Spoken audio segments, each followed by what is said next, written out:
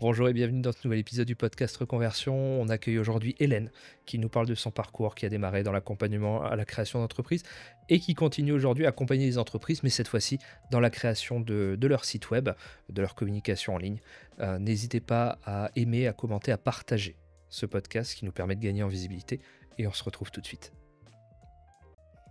Bienvenue Hélène. Merci Julien. Comment vas-tu ? Ça va très bien et toi ? Parfait. On est là aujourd'hui pour pouvoir discuter un petit peu de ton parcours, de ta reconversion aussi, et de ce qui t'a amené à ça.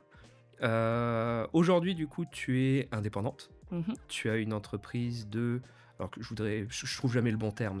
De développement web. Développement web. Ouais, développement web et webmaster. Donc Ok. Je crée des sites internet. Vitrines, blogs, e-commerce. Donc tu es la personne dans l'ombre qui tape Exactement. très vite sur le clavier, Exactement. qui fait du code. Je ne vis pas dans ma cave quand même. Non. J'aime la lumière du jour. c'est un peu le cliché qu'on a des développeurs. Mais oui, c'est ça. Je suis la personne de l'ombre. Le Matrix. Voilà, c'est ça. Super. Est-ce que c'est en lien avec ton parcours scolaire ? Est-ce que c'est ce à quoi tu te destinais ? Est-ce que toute petite, tu t'es dit... Alors, toute petite, il n'y avait peut-être pas le développement des sites web Non, et toute du petite, net comme c'était aujourd'hui. chanteuse, actrice. Ok. Voilà. Monde de l'art, plutôt ? Ouais, plutôt monde de...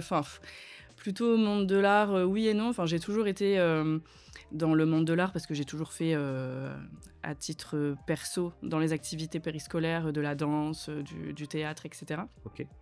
Mais sinon, dans les études, pas du tout, parce que l'informatique n'est pas du tout venue en idée, étant donné que je suis une fille, que j'ai fait mes études dans un établissement,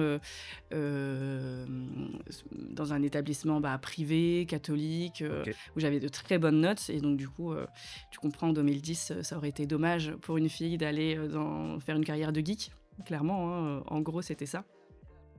Donc les métiers de l'informatique ne me sont même pas venus à l'idée parce que c'était pas Ok. dans ma culture en fait, tout Ok. simplement. Donc je suis partie en compta, donc rien à voir. Ok. Compta, des études de gestion. Donc j'avais quand même la gestion de projet. Donc la gestion Ouais. de projet est quand même arrivée petit à petit Monter comme ça. des choses, réfléchir à Voilà. la globalité. Voilà, réfléchir à la globalité. J'ai aussi une vie associative qui est très, très complète en termes de gestion de projet. Pour mon association de danse, organiser des galas, tout ça, donc c'est des gros événements. Donc la gestion de projet a toujours fait partie de ma vie. Et puis en fait, j'ai découvert le numérique en rentrant dans le monde associatif, dans le sens où je voulais travailler dans une association, parce que j'avais fait...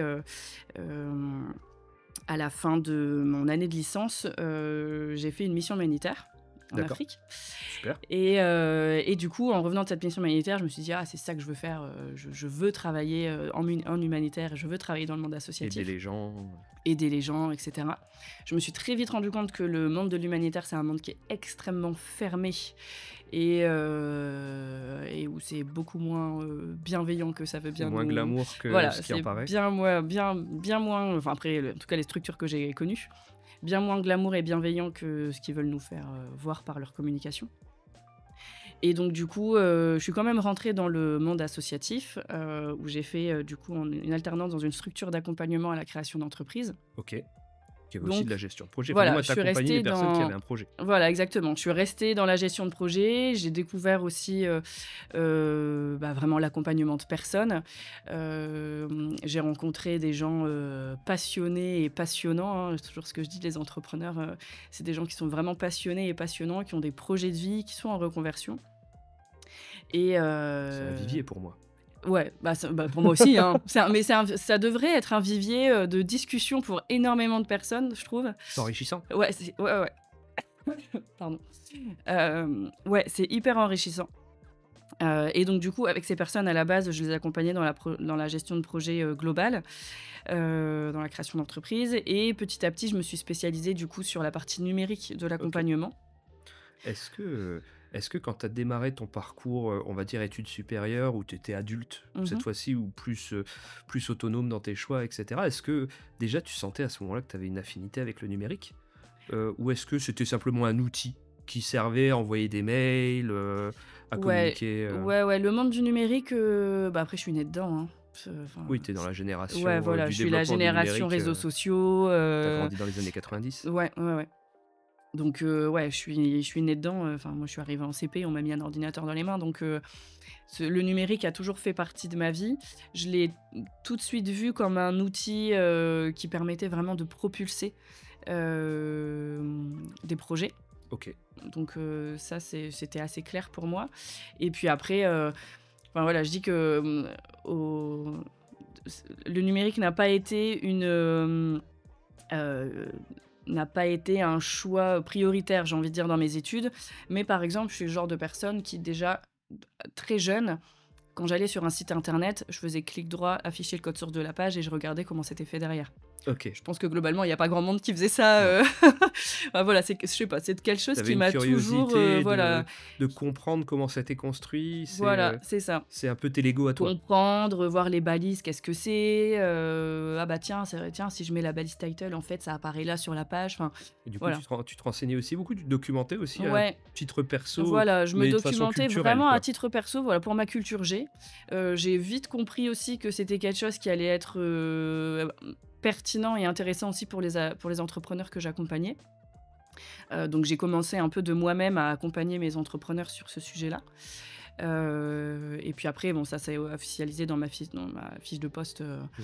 où du coup, j'ai eu le titre de consultante numérique, OK. où, j'accompagnais vraiment les porteurs de projets et les entrepreneurs, pardon, dans, la digitalisation de leur entreprise. Porteur de projet, c'est avant que l'entreprise Avant ne se crée, création. Ouais, voilà. et créateur Et d'entreprise, c'est c'est une après. fois qu'ils ont le papier qui dit: «Ça y est, Exactement, tu es c'est chef ça. d'entreprise». Voilà. Très bien.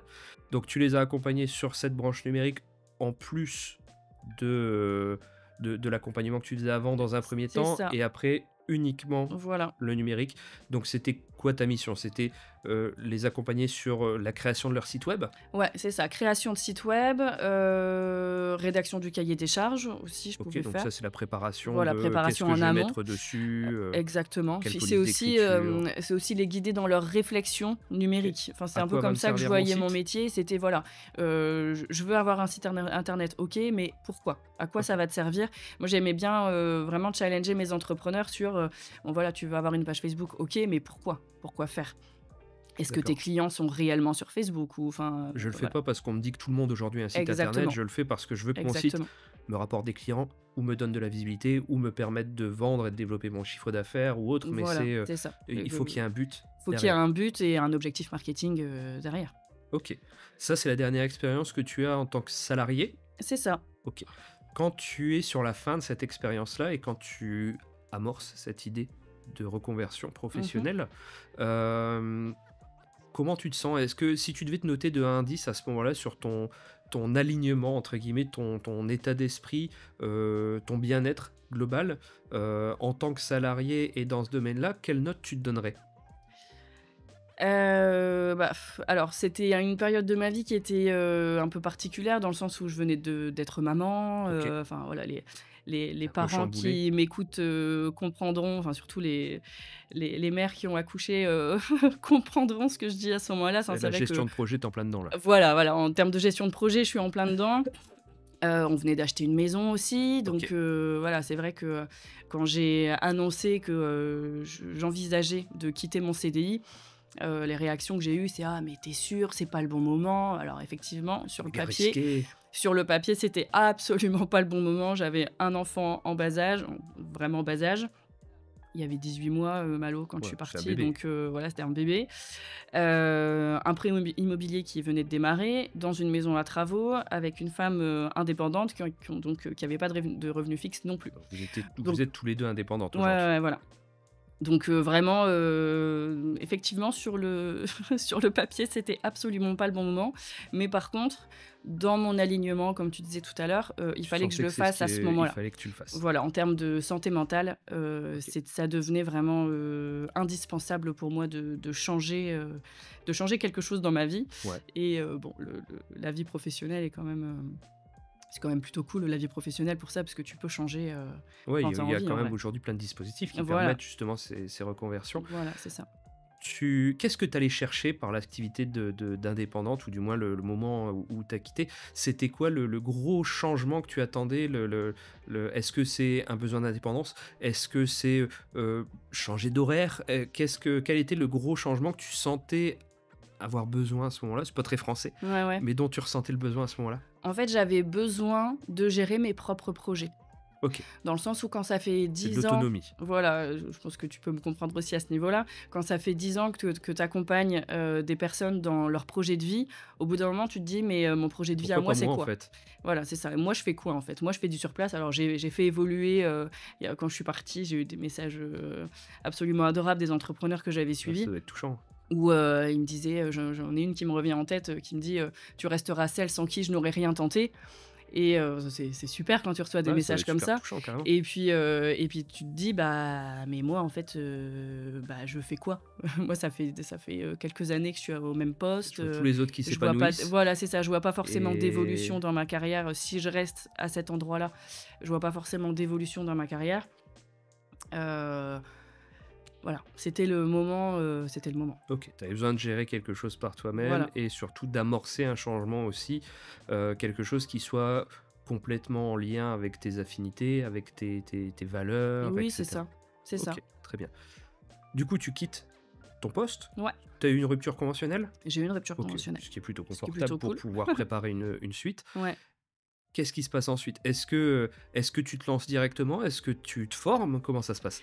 Non, je me suis formée, OK, dans le sens où, à la base, quand je suis partie, j'avais pas forcément en tête de devenir freelance tout de suite. d'accord. C'était plutôt un Heu, changement de métier à ce moment-là, voilà, dans c'était ta plutôt tête? un changement de métier, donc ça, c'est plus dans mon éducation, dans ma culture où c'est la sécurité avant tout. OK, Donc du coup, j'étais, plus j'avais plus dans la tête, le fait de retrouver du salariat derrière. d'accord. Et donc du coup, je me suis formée au développement web, donc pour apprendre les langages de programmation.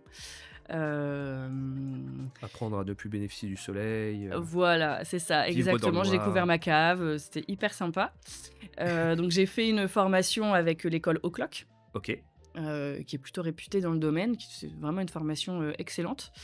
Et puis il a fallu, trouver un emploi, après, et là je me suis rendu compte que, bah, le marché de l'emploi pour les devs juniors, est complètement bouché.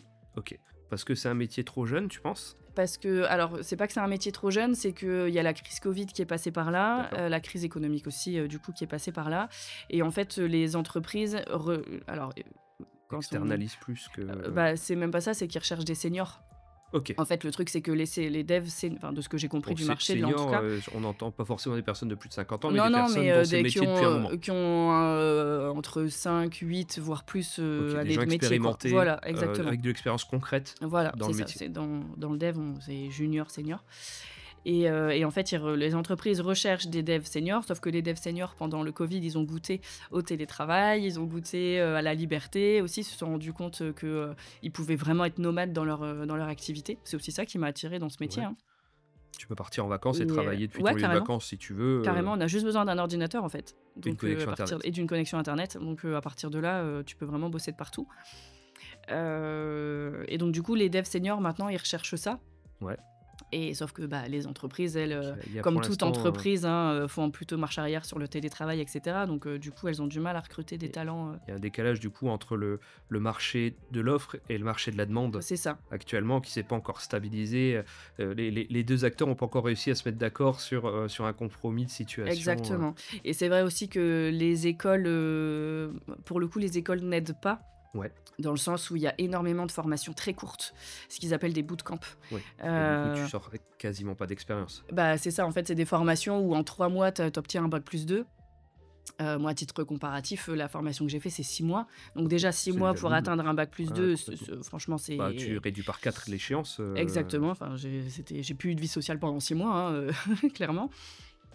Mais c'est vrai que du coup, heu, autant, dans ma promo, enfin, je vois les éléments qu'on a fait, nous, on a vraiment enfin, même si on n'a pas d'expérience, qu'on a que 6 mois de dev derrière nous, on a quand même un niveau qui est assez intéressant.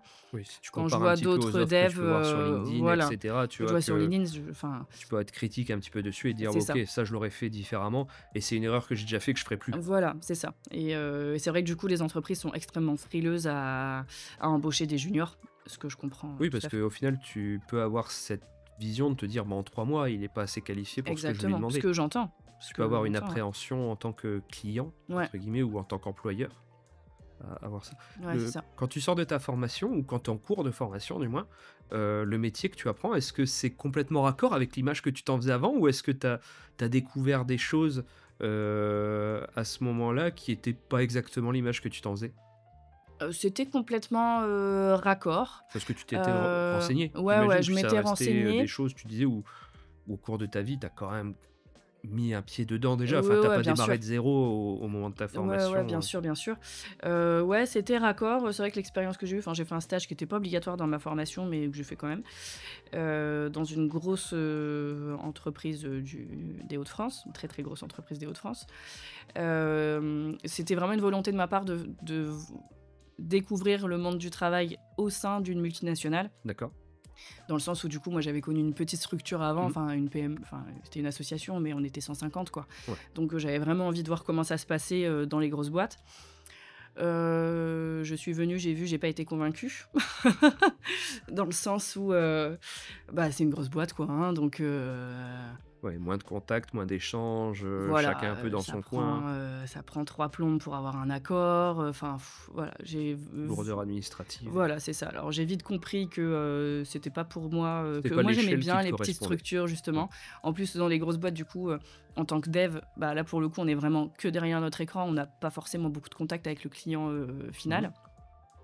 Or moi ça c'est quelque chose, le rapport humain, j'ai beau être dev, j'ai beau être derrière mon ordinateur, le rapport humain il est quand même, indispensable, pour moi quoi. Et c'est pas une crainte que tu as eue en quittant ton précédent emploi où tu étais vraiment en contact, en accompagnement direct avec les personnes, de diminuer trop fortement cette empreinte et Ouais. même si tu accompagnes aujourd'hui techniquement encore des personnes hein, dans la construction d'un site Mmh. web, tu es dans quelque chose de moins global Ouais. forcément Ah que oui, oui, l'ensemble de leur carrément. entreprise. Mais est-ce que c'est pas une crainte que tu as eu à un moment de te dire bah, je vais quand même perdre cet aspect-là qui me plaît bien quoi. Si, si. Si, si, ça a été une crainte, totale. Je m'étais toujours dit d'ailleurs en partant, je m'étais toujours dit pardon que, je reviendrai dans l'accompagnement de personnes, pas de la même manière, mais je reviendrai dans l'accompagnement de personnes, in fine, parce que, c'est vraiment quelque chose qui est ancré en moi, quoi. Ouais, ça fait pas bah, tu m'expliquais un petit peu ton parcours associatif et Ouais, cetera. Tu as toujours eu un aspect très empathique, au voilà, voilà, final, c'est dans ce ça. que tu faisais à titre perso et professionnel. Ouais, Alors je dis pas que ce que tu fais aujourd'hui n'a plus du tout ce côté, empathique, accompagnement, mais dans une moindre mesure, je pense ouais. effectivement des choses que tu as fait avant. Ouais, c'est ça. Après, je me rends compte aussi aujourd'hui que, je peux ne pas tout avoir dans ma vie professionnelle et que Ouais. justement la vie Tu as des concessions associative, possibles, la vie perso permettent aussi créer un équilibre. de créer un équilibre, ouais, tout à fait. OK, très bien.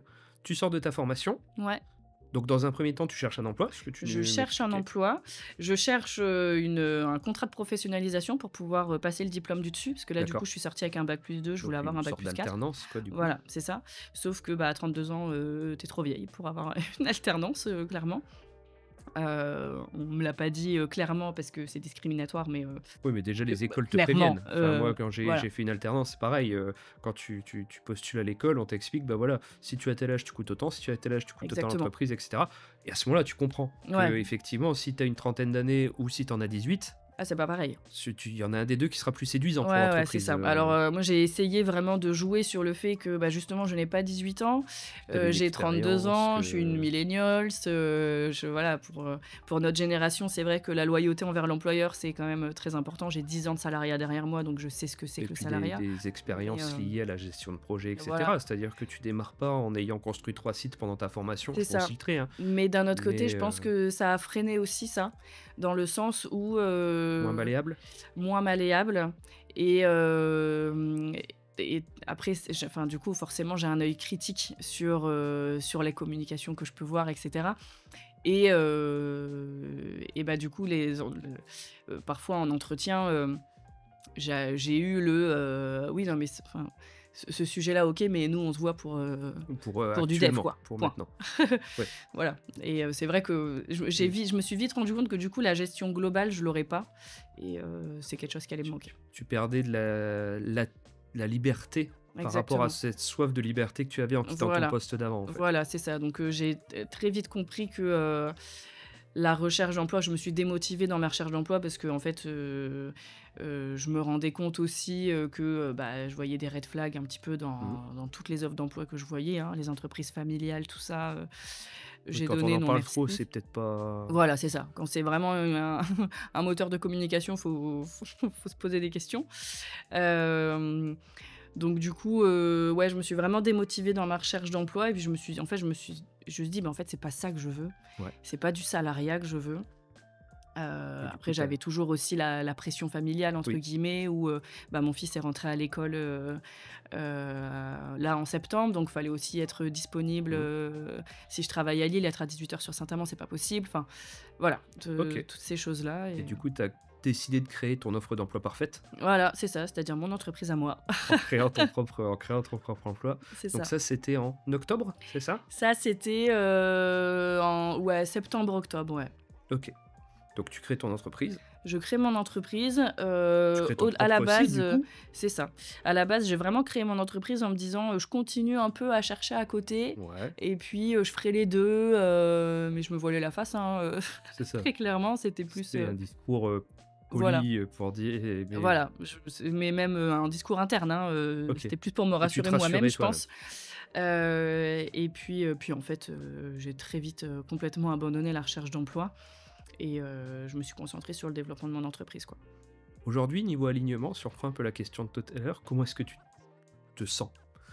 Je me sens beaucoup mieux, Tu as j'ai pu trouvé, avoir, voilà, ma gestion de travail un peu, parfaite, ma gestion du temps aussi parfaite. l'équilibre pro, perso, Voilà, asso, un dont tu parlais tout équilibre, à l'heure, voilà, un équilibre des différentes vies, hem, qui s'est fait de manière plutôt naturelle. Alors après, forcément la vie perso en prend un petit coup parce que, bah, quand tu développes ton entreprise, bah, tu as un peu moins de temps forcément pour oui. la vie de famille, hein, les after work et cetera. Bon, c'est des choses où faut y être, quoi.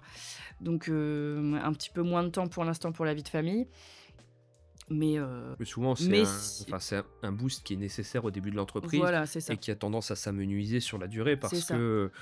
au début, il faut forcément aller chercher les premiers clients, développer Voilà, ton entreprise, te faire connaître et au bout d'un moment, ça devient plutôt d'entretenir voilà, cette c'est ça. visibilité Puis que tu après as d'un autre plutôt que de la côté, créer. c'est aussi se dire, le fait d'avoir le choix. OK. C'est de me dire: «Oui, j'ai des after work, oui, je travaille beaucoup, mais À un moment, si tu veux te libérer un si mon mercredi fils est après-midi, tu le malade», fais. voilà, si mon fils est malade, bah, j'ai le choix de ne pas travailler ce jour-là parce que mon fils est malade. Ça marche. Voilà.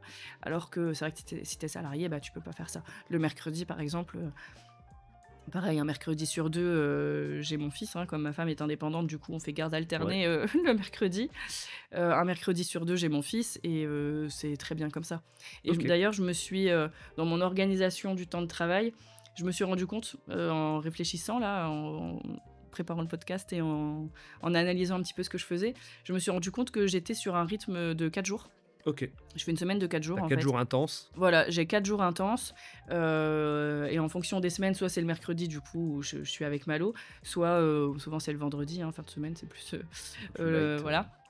Soit c'est le vendredi où, je globalement, je n'ouvre pas mon ordinateur, mais en fait, je me suis rendu compte que, c'était vraiment ces jours-là qui débloquaient tout le reste. OK. C'est-à-dire que, je me suis rendu compte que j'étais beaucoup plus productive en travaillant sur 4 jours et en ayant une journée «off» entre guillemets, plutôt qu'en travaillant à fond, 5 jours semaine. Parce que déjà je suis moins fatiguée et en plus de ça, c'est souvent quand tu prends du recul que, bah, Oui, ça les décante des blocages se débloquent en situations fait. et tu trouves des solutions quand t'es pas focus dessus, parfois ça te permet de trouver des solutions. Et Ouais, t'as ce temps un petit peu où t'as une idée et tu dis, bah, en fait, c'est ça qu'il me faut ouais, c'est ça, pour ce truc où je suis c'est bloqué, ce ça. problème que je rencontre. Exactement. Donc la semaine de 4 jours, c'est plutôt sympa. Alors après, je reste flexible, hein, évidemment, Oui, si s'il y a t'as un des rendez-vous impératif clients, tu t'y libères. partenaires, un client qui me rappelle à ce moment-là, évidemment, je décroche.